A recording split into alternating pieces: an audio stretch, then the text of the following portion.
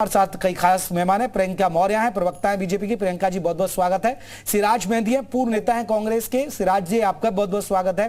कुलभूषण त्रिपाठी प्रवक्ता हैं कांग्रेस के। रास बिहारी हैं, राजनीतिक विश्लेषक हैं आप सभी मेहमानों का बहुत बहुत स्वागत। सर, चर्चा की शुरुआत प्रियंका मौर्य जी आपसे मैं कर लेता हूं। आप तो अब बीजेपी में, हालांकि पहले कांग्रेस में भी रह चुकी हैं। क्या लग रहा है कि खाबरी को मौका दिया गया, खाबरी पर दाव लगाया गया, क्या कांग्रेस मजबूत हो सकती है उनके आने से? कांग्रेस मजबूत हो सकती है, एक क्वेश्चन मार्क है। आपने ये सवाल पूछा है, मुझे लगता है कि ये सवाल ही निराधार है, क्योंकि जिस प्रपोर्शन पे, जिस एक्शन पे इन्हें कार्य करना चाहिए, जिस तरीके से, तो ये धरातल पे है ही नहीं। इन्हें पता ही नहीं है कि लोगों की क्या जरूरतें हैं, इन्हें पता ही नहीं है कि जनता की क्या जरूरतें हैं, किन मुद्दे पे उनको बात करनी चाहिए, किन मुद्दे पे उनको उतर के आना चाहिए। तो जिस तरीके से ये कार्य करते हैं, जनता इनको सिरे से नकार रही है। जिस तरीके से आपने फिगर बताया है कि कैसे ये पहले बहुमत में थे और 2017 में 7 पे आए, 2022 में 2 पे आके सिमट गए।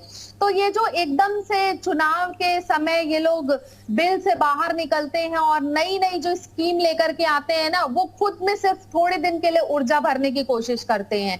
इनके कार्यकर्ताओं में भी वो ऊर्जा नहीं आ पाती है। एक स्लोगन लेकर के 2022 के चुनाव में प्रियंका गांधी आती है कि लड़की हूं, लड़ सकती हूं, और क्या करती है वो? लड़कियों को ही लड़ने का मौका नहीं देती हैं। जिसको वो फ्रंट फेस बनाती हैं, वो सिर्फ फेस बनाती हैं आकर्षण के लिए, जातिगत वोट को अपनी तरफ अट्रैक्ट करने के लिए, महिलाओं को सामने दिखा करके, और पुरुषों को उनकी जगह पे वोट। सिराज मेहंदी जी आप कांग्रेस में रह चुके हैं। सिराज मेहंदी जी, आप क्या मानते हैं कांग्रेस क्यों कमजोर हो गई यूपी के अंदर? मैं आ रहा हूं प्रियंका जी मैं आ रहा हूं। अध्यक्ष रहे और ठीक है प्रियंका जी, मैं आऊंगा, आपको फिर मौका दूंगा। सिराज मेहंदी जी, देखिए, कांग्रेस अपने रास्ते से भटक चुकी है और रास्ता वो भूल गई है कि उसे कहां चलना है।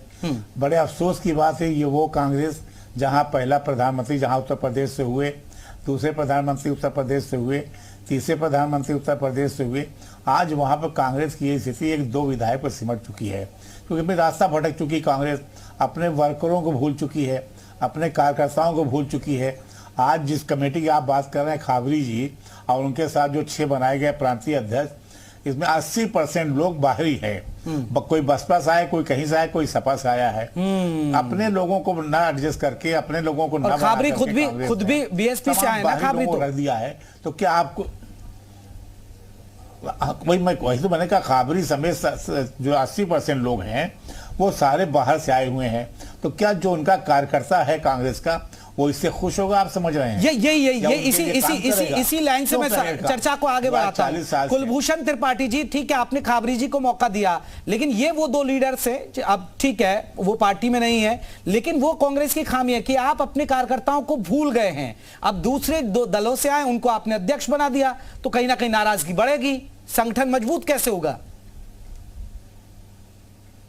जयप्रकाश जी, ऐसा बिल्कुल भी नहीं है कि कांग्रेस अपने कार्यकर्ताओं को भूल चुकी है या कार्यकर्ता कांग्रेस को भूल चुके हैं। अगर जो आज ही आप पदग्रहण का कार्यक्रम देखते तो देखते कितना विशाल हुजूम उमड़ा हुआ था और सारे कांग्रेसी हैं। हाँ, एक बात है कि बीच में मैंने प्रियंका गांधी की भी रैलियां देखी थी, हुजूम उमड़ता था, लेकिन वोट बैंक में तब्दील नहीं हुआ ना सर। नहीं तो आज ये वोट बैंक की रैली नहीं थी जयप्रकाश जी। जो आपका क्वेश्चन है, हुजूम तो लाया जाता है। आपका जो क्वेश्चन है कि क्या कांग्रेस अपने कार्यकर्ताओं को भूल चुकी है, तो बिल्कुल नहीं भूल चुकी है। सर, आपके पुराने लीडर कह रहे हैं ना, जो आपकी पार्टी में रह चुके वो लोग बोल रहे हैं, मैं नहीं बोल रहा हूं सर।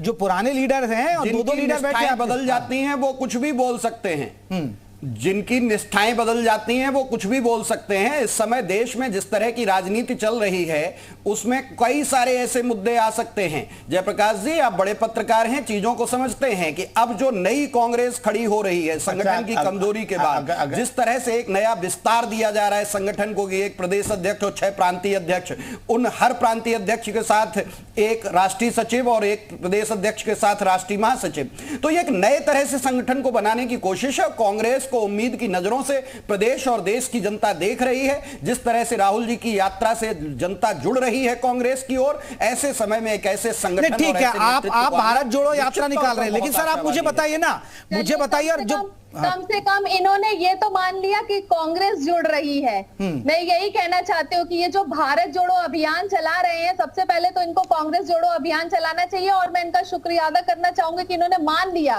कि कांग्रेस जुड़ रही है। कुलभूषण जी, आप कह रहे हैं कि आप पार्टी आपके सलाह की जरूरत नहीं, लोग कांग्रेस से जुड़ रहे हैं, लोग कांग्रेस की ओर आ रहे हैं। हुई है, पहले कांग्रेस को जोड़ने की जरूरत है क्योंकि वहां पे अब कोई बचा ही कहीं नहीं बिखरी हुई है। ये आपकी गलतफहमी है और यही गलतफहमी 2024 में भारतीय जनता पार्टी को बहुत भारी पड़ेगी। क्यों सिमट गए आप 2022 पे?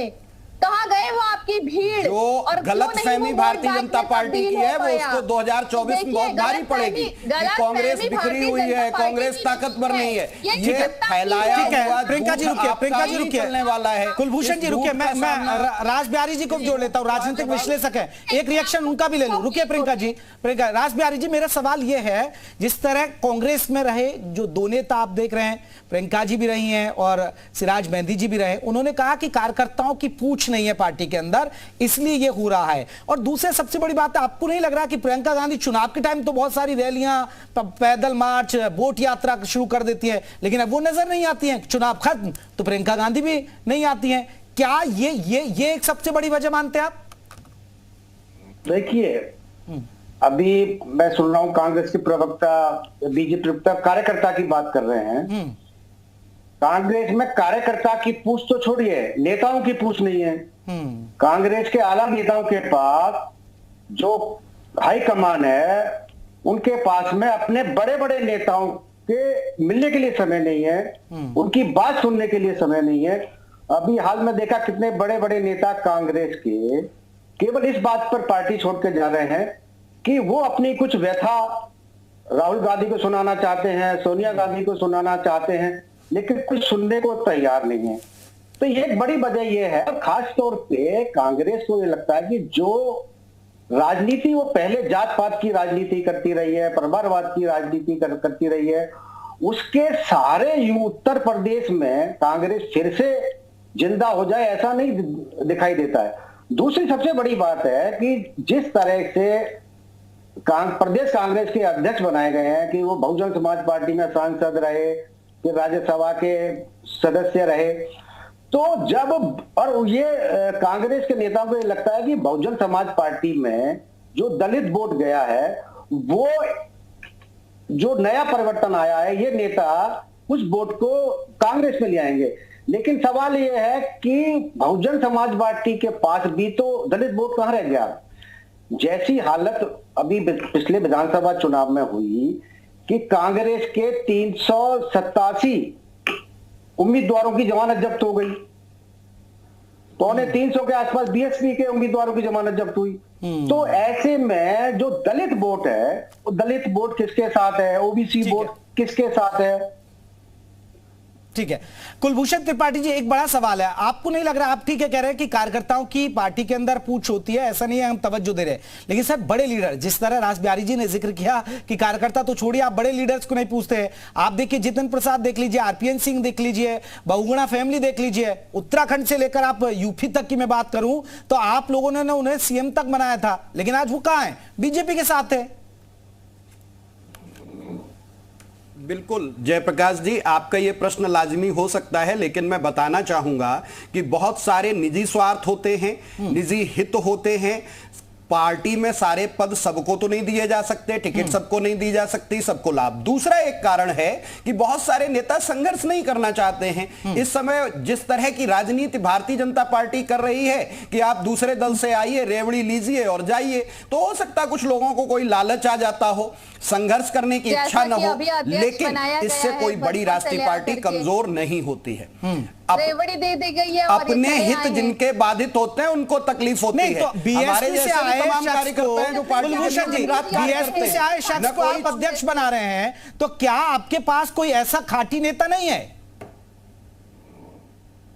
नहीं, हमारे पास बहुत खांटी नेता हैं। हाँ। लेकिन बसपा से आने के बाद 2016 से वो कांग्रेस के लिए काम कर रहे हैं। आज वो कांग्रेस के सम्मानित नेता हैं, और अगर कांग्रेस के संगठन को खड़ा करने के लिए वो जमीन पे काम करना चाहते हैं, हाँ, तो इसमें क्या तकलीफ है? 2016 से क्या इस बात का असर पड़ेगा कि जो बाहर से लोग आए उसका असर पड़ेगा कि अब ये एक टैग लाइन हो गई कि भाई वो तो बीएसपी से आए, उनको अध्यक्ष बना दिया?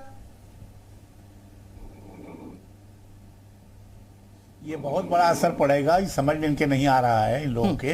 ये लोग तो कांग्रेस ने बड़ी मुसीबत इस बात की थी, हम भी 40 साल कांग्रेस में काम किए हैं और हम जानते हैं कि लोग क्यों छोड़ के जा रहे हैं। जो वहां पे इस वक्त पॉलिटिक्स चल रही है, प्रियंका जी जिस तरीके से यूपी में आई थी और लगा था, हम लोग भी लगा था कि बहुत अच्छा काम होगा, 2 पे सिमट गई कांग्रेस पार्टी। आज उससे सबक लेना चाहिए इन लोग को। और कांग्रेस एक खाटी को छोड़ करके एक से एक कांग्रेस में लोग थे जिनको अध्यक्ष बनाया जा सकता था, एक बाहरी आदमी बना दिया है। और 4-6 जो प्रांतीय अध्यक्ष बनाए गए उसमें 4 बाहरी हैं, तो इसका बहुत बड़ा असर पड़ेगा। अभी देखिए भीड़ जो कह रहे हैं कि आई, तो भीड़ तो लाई जाती है, भीड़ इकट्ठा की जाती है, भीड़ लाने से नहीं होता। आपने कहा भी कि प्रियंका जी की मीटिंग में भीड़ होती थी, लेकिन कांग्रेस पार्टी अपने वसूलों से हट गई है। यही वजह है कि आज पूरे मुल्क में लोग छोड़ करके जा रहे हैं, कोई अच्छे से नहीं जा रहा है, कोई खुशी से नहीं जा रहा है। मेरा ख्याल है जो